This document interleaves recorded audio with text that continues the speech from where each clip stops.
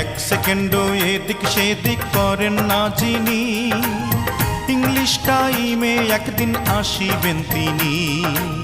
রুহটারে কবজা করে নিয়ে যাবেন আপন ঘরে, রুহটারে কবজা করে নিয়ে যাবেন আপন ঘরে।